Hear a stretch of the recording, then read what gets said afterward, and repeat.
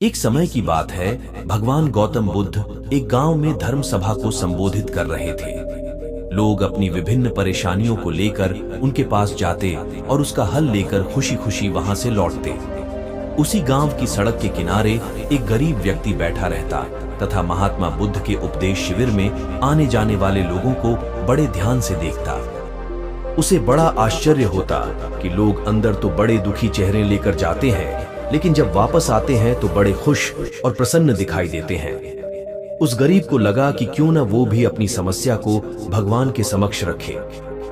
मन में यह विचार लिए वह भी महात्मा बुद्ध के पास पहुंचा। लोग पंक्तिबद्ध खड़े होकर अपनी समस्या को बता रहे थे। जब उसकी बारी आई तो उसने सबसे पहले महात्मा बुद्ध को प्रणाम किया और फिर कहा, भगवान, इस गांव में लगभग सभी लोग खुश और समृद्ध हैं, फिर मैं ही क्यों गरीब हूं?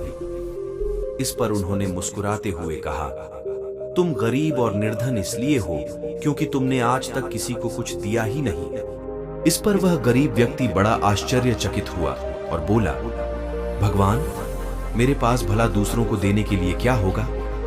मेरा तो स्वयं का गुजारा बहुत मुश्किल से हो पाता है। लोगों से भीख मांगकर अपना पेट भरता हूं। भगवान बुद्ध कुछ देर शांत रहे, फिर बोले, तुम बड़े अज्ञानी हो। औरों के साथ बांटने के लिए ईश्वर ने तुम्हें बहुत कुछ दिया है। मुस्कुराहट दी है जिससे तुम लोगों में आशा का संचार कर सकते हो। मुख दिया है ताकि लोगों से दो मीठे शब्द बोल सकते हैं, उनकी प्रशंसा कर सकते हो। दो हाथ दिए हैं, लोगों की मदद कर सकते हो। ईश्वर ने जिसको ये तीन चीजें दी हैं, वह कभी गरीब और निर्धन हो ही नहीं सकता। निर्धनता का विचार आदमी के मन में होता है, यह तो एक भ्रम है, इसे निकाल दो।